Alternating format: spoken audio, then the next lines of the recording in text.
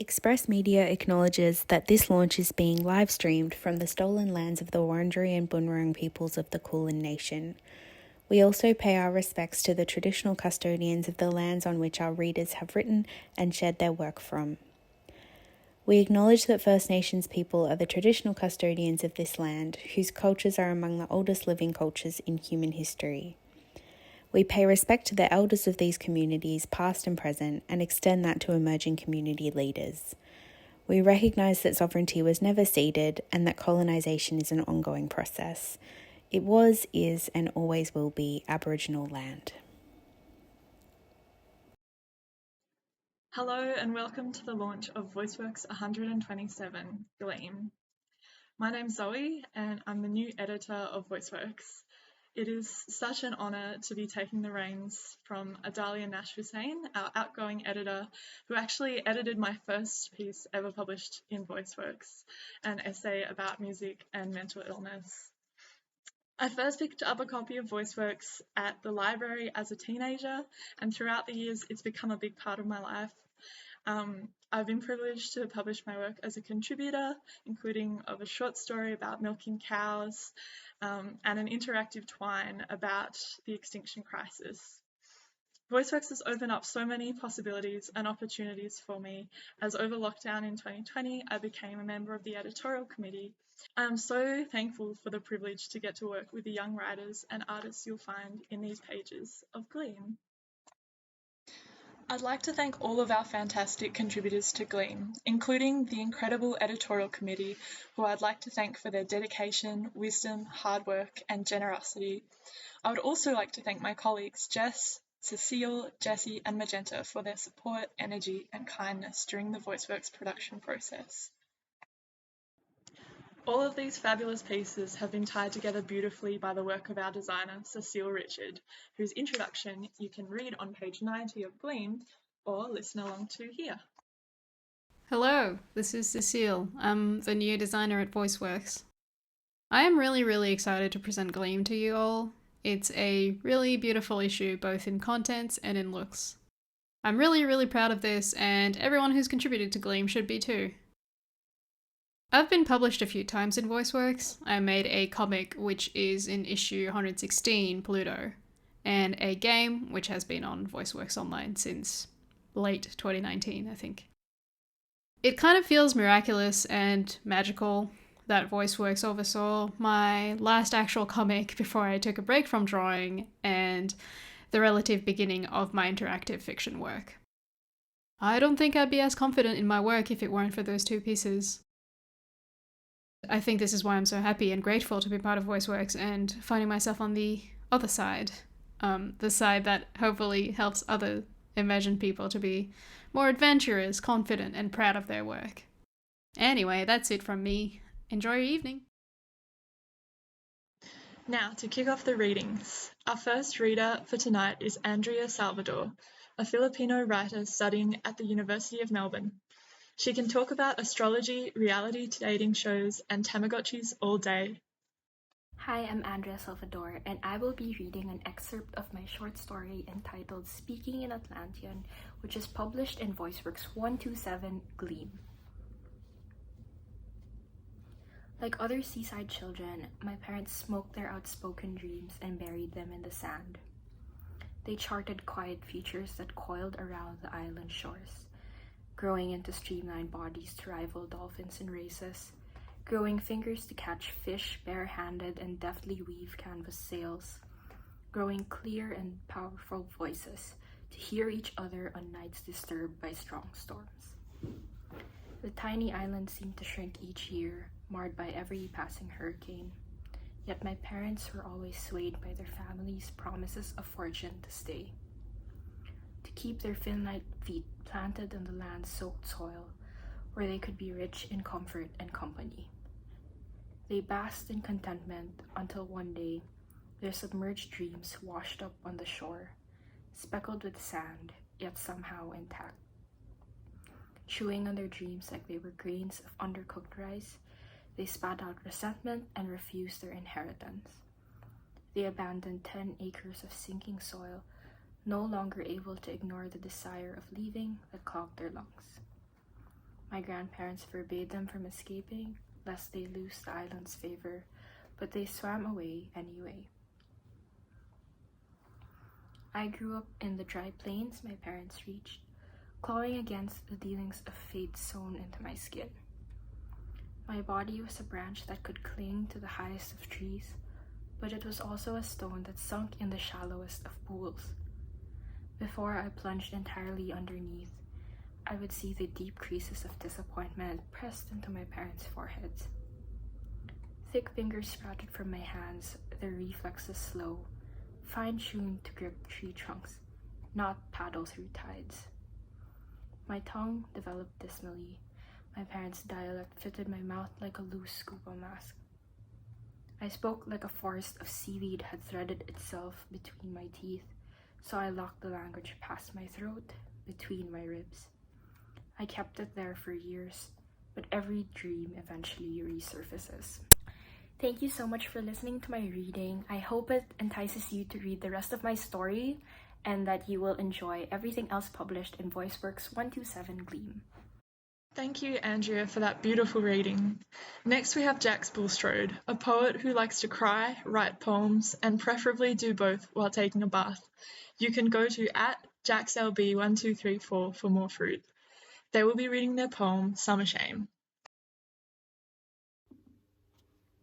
Hi, my name's Jax. This is my poem, Summer Shame. We should criminalize golf. Make a pros and cons list for buying the haunted house down the street. Start a petition for mangoes to not have that pit in the middle. I think we should stop denying ourselves pleasure, especially the mango eating kind. It's always summer when I write what pleases me in blue biro on the bottom of my shoes. Press wanting to grass, lick the soles, taste dirt. I'm gonna seed bomb the neighbor's front lawn. Join me. I'll make burgers afterwards and drip sauce on my bare toes. You don't mind, do you, touching a mess? This growing body, a growing list of unchecked boxes. I'll let the ants crawl up my knees. Do you hate astronauts too? Their absence of touch? Tell me slowly, back porch night, shy mosquito itching. I recognize the salt of sweat, the swell of summer from after we cut our hair off. Back to the mango thing. Sweetness dripping down my chin, close my eyes when I take a bite. I always confuse fear with delight. How would we do it? Remove the hard bits, the shame part. I still blush while I list the fruit I want to eat. Thank you. Thank you, Jax. We really should criminalize golf. Next up, we'll be hearing from Madhvi Thakur, a bilingual writer, scholar, and sometimes ghostwriter. Gender, sexuality, and culture are three themes that define most of her work. She will be reading from her essay, Stairways to Heaven. On my way to the airport to fly back to India, I made a little to-do list. Walk amongst the cicadas on the top. I spent the last 2 years in suitcases, displaced by COVID. I never fully unpacked, even in India. Slowly, I started to call it my childhood home. I traveled from the peaks to the deserts, one home to another. I have more than one home, many homes, and I'm realizing so many more. Home is where we go in sickness, in woundedness, when the world starts to end. I'm on my way to the airport. It's almost morning, the sky is afire, and the world is slumbering. I lay my head on the window and look up at the skyscrapers, stretched around and above the highway. Hassan asks me if I have a music preference. Surprise me, I reply. I've never liked the idea of cities. Tall buildings, half-lit, life suspended, piled on top of each other. Cities only glow in the dark. If I lived in one of these skyscrapers, I doubt I would ever think of the people who dwell in little terraced houses on the outskirts.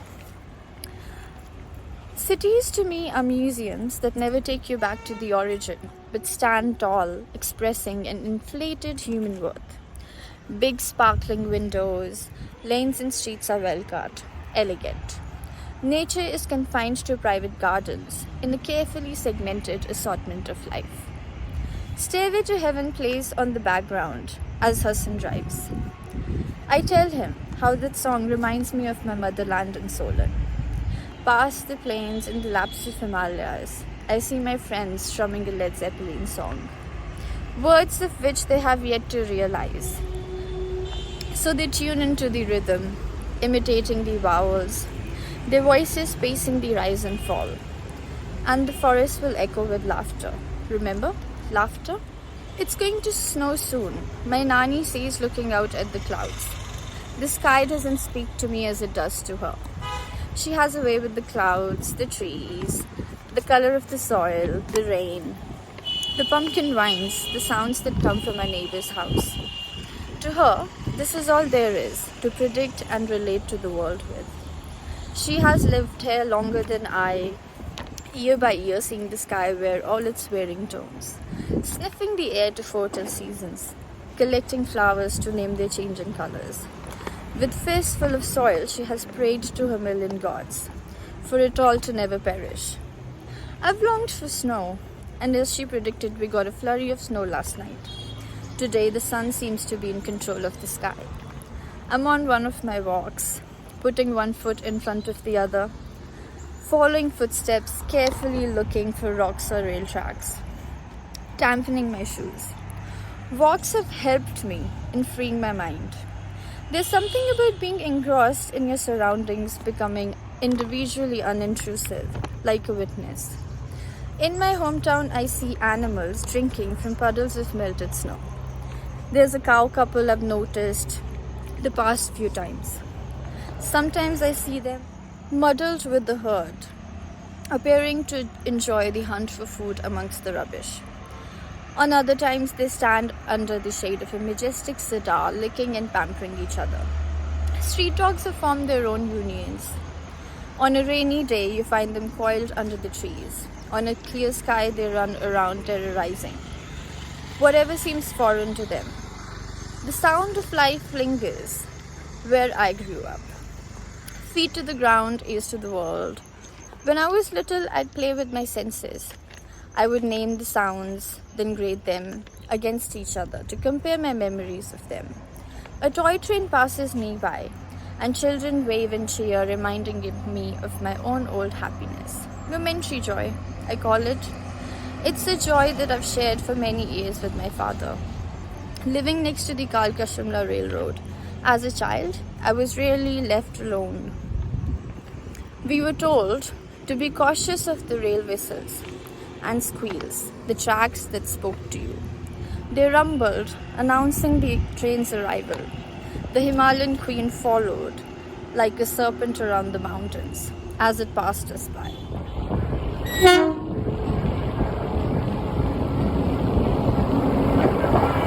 Once in a blue moon, my father would let me accompany him for walks. My legs were little. They never matched his footsteps. He has always been a fast walker. To this day, we all struggle, which tells a lot about him. Focused, firm, purposeful, always at the forefront, never alongside. No wonder my mother would always try to slow him down or match his pace. One day, she gave up to walk her own way. Only once the train arrived would he slow down, his eyes on me while I cheered and danced at the engine driver and the passengers. My little joy, his little girl, our worlds aligned for once.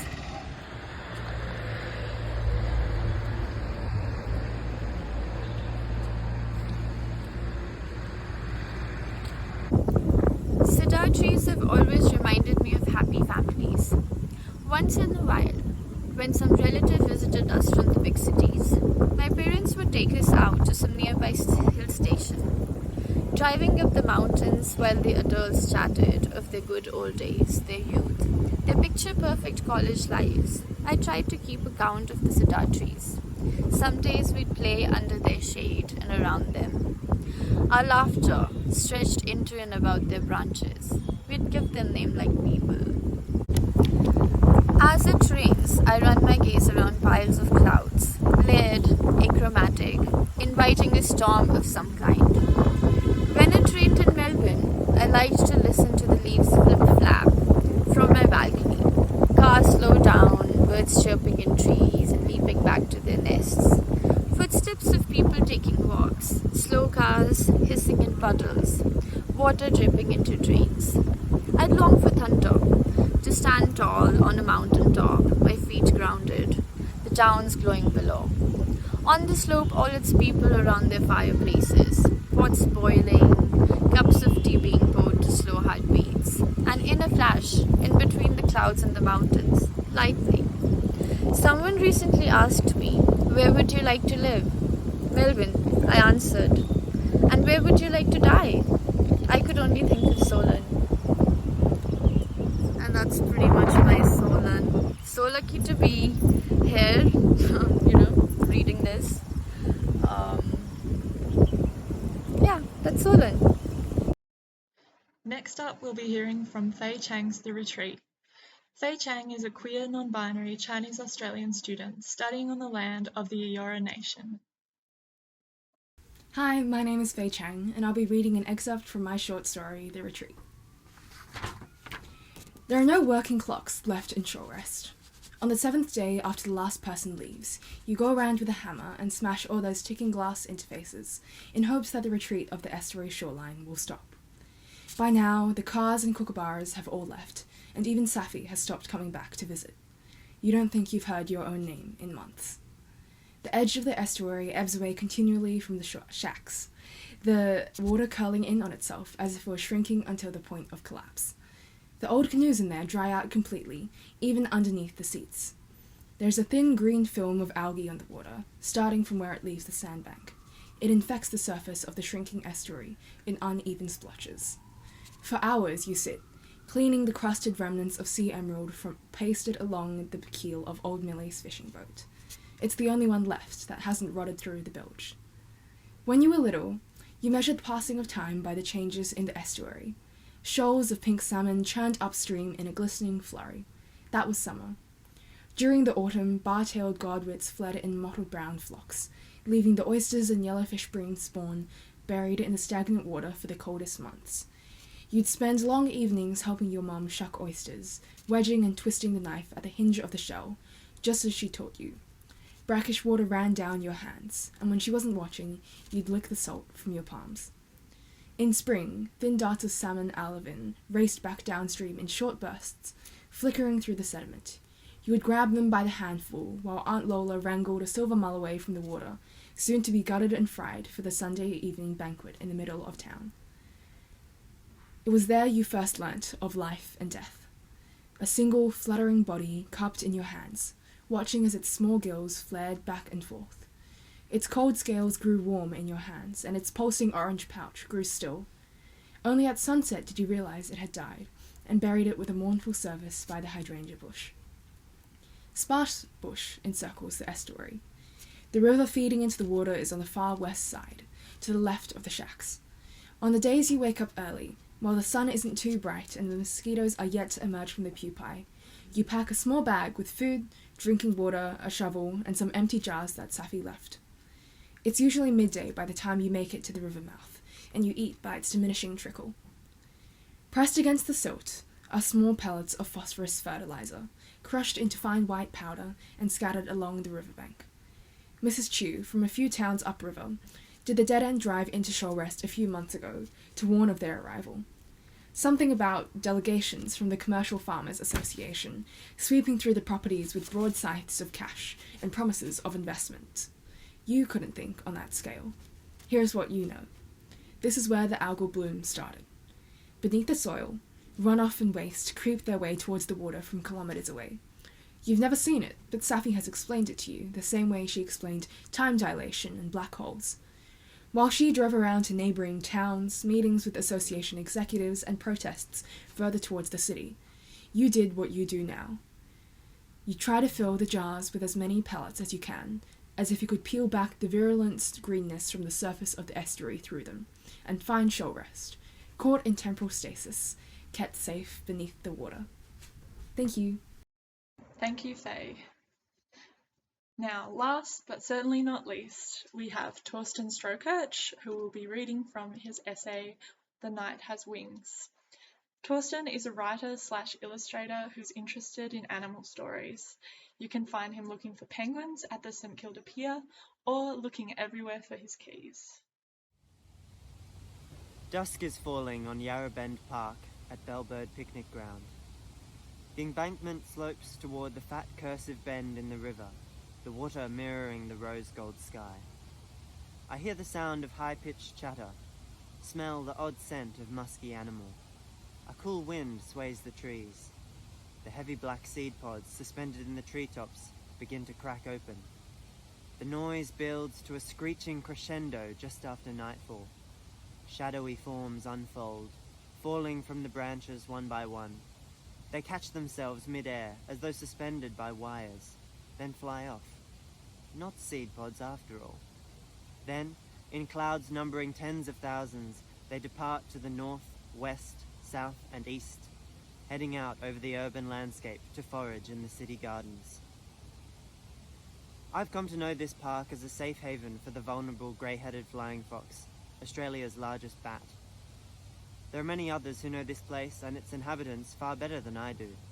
Wildlife photographer Douglas-Kinghorn is one, who came here on a rainy winter's afternoon with a camera in his hand and curiosity in his eye, and animal rights activist Lawrence Pope, who followed the flying foxes to Yarra Bend when they were driven out of the Royal Botanic Gardens some 19 years ago. For me, the story of the bat started with a small town, unwelcome visitors, and a man with a gun. In Armidale, New South Wales, a colony of grey-headed flying foxes was roosted in a stand of eucalypts behind some houses on South Hill. On this night in mid-December, there was a sunset so red it looked like the sky was burning. The colours spoke of bad omens, of bushfires, of blood and raging heat. I walked up the hill to take some pictures of the waking bats. As I knelt in the clover, with the camera on my knee, a middle-aged man in a singlet and shorts charged out from a nearby house with a maddened look in his eyes. His two sons followed close behind. Standing in his backyard, he shot his starter pistol in the air several times, sending the bats reeling. The two boys beat on pots with wooden spoons. Seeing my camera, he came to lean over the fence and asked if I was from the local newspaper. "No, it's just for fun," I said. He stared at me, baffled. "Well, don't look upwards or you'll get shit on your face," he warned. He and his neighbours were upset that the bats had stayed for the whole winter. He explained that the noise had been keeping him awake. He didn't appreciate the mess or the smell either. "I know they're vulnerable and all that, but they don't belong here." The Armidale bats finally fled. Moved on, the locals would say. Then they cut down the old eucalypts so the colony would never return. At the start of my research, I stumbled across the work of Douglas-Kinghorn, a photojournalist who's worked on wildlife projects across the world. I'm struck by the beauty and variety of his images of the bats. We meet at a cafe in Gardenvale, not far from Doug's house. He's a sprightly man in his 50s, with short, snowy hair and a youthful face. He wears the kinds of clothes you buy in an outdoor store. A pair of blue, reflective sunglasses hang from his shirt pocket. His speech is animated, full of anecdotes and amusing analogies. Our conversation focuses on his photography of flying foxes, but leaps from penguins to the savannah, from bioethics to astronauts. Pushing aside the coffee cups and sugar dispensers, Doug spreads out a couple of magazines on the table. He flicks through the pages, jabbing his fingers at certain photographs as he explains their intentions. Some opening shots are wow moments. A mother bat breastfeeding her pup is endearing. A couple of bats licking pink blossoms sparks a viewer's curiosity. Doug is very careful about conceptual framing, acutely aware of how his work will affect his audience's perception of the animals. Each photo becomes a part of the narrative that Doug builds about the flying foxes, one that reveals their beauty, illuminates their behavior, and exposes their plight. Besides that, the collection speaks to the photographer's own journey and commitment to his craft. The photographs from one of the first days of shooting show the flying foxes with wings slick, folded tightly around like shiny black raincoats. Although the winter downpour made his backdrop streaked and blurred, his vision was clear. Doug was already waiting for the summer, planning to photograph a pup clinging to its mother's belly, and capture bats skimming the surface of the river. For that, he'd have to wait for the warm weather, where he'd spend long hours shooting in 40-degree heat, floating around the Yarra on a blow-up raft. The results are stunning. The flying fox's full wingspans are outstretched, and a sparkling explosion of water droplets are frozen the moment they leap up from the river. Doug speaks at length about the effect of keeping all his photographs at eye height with the animals. When taking these photos, you're placing the observed on the same level as the observer. There's a close-up on an upside-down face with one dark, round eye gazing into the lens. You can make out the miniature trees and blue sky on the eye's reflective surface. This closeness is what wildlife photography can give us, intimacy with an animal that seems so alien. Seeing the bats through Doug's lens, with his vision of their lives and behavior, brings them into the clarity of the foreground. When I tell Doug about the encounter in my hometown of Armidale, he bears a look of recognition. "Unbelievable," he says, shaking his head when I mention the starter pistol. The story is all too familiar. Flying foxes face such pressures from urbanization and land clearing across the continent. Here in Melbourne, the colony was forced to leave its long-time roosting place in the Botanic Gardens. Each site works as a hotel of sorts. Most individual bats don't stay in one place, but move between locations. By destroying the Armidale roost, the locals were removing an important nursery and pit stop, Doug explains. But it's hardly a surprise. Despite their vulnerable listing under federal law, legislation has done little to protect the bats and their habitat. Until recently, New South Wales fruit farmers could buy permits to shoot down bats that visit their orchards. In Queensland, this is still the case. Wholesale culling of this kind has seen 95% of national populations exterminated over the 20th century. Of all animals, bats are some of the most readily demonized throughout Western history and mythology. When one of the sailors on the Endeavour glimpsed a flying fox, he believed he had seen the devil. The hierarchy of settler colonialism positions the world beyond the European imperial subject as something to be mastered or conquered, driven out and kept at bay. There is room for cohabitation only so long as there is no disruption or inconvenience to settler life. Such ideologies see abundance and respond with culling, greet the forest with the bulldozer and the fence line, mark the homes of flying foxes as sacrifice zones. Before coming across Doug's pictures, I saw the flying foxes as mysterious and beautiful, but distant, outlandish. Animals which lived on the edge of what we understood as being mammal. Liminal beings whose lives could only overlap with our own at dusk or dawn. Animals with wings like the dragons I had obsessed over as a child and scribbled in countless book margins.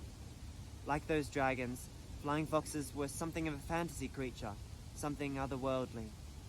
The kind of picture I built in my head, while innocent enough, was misleading.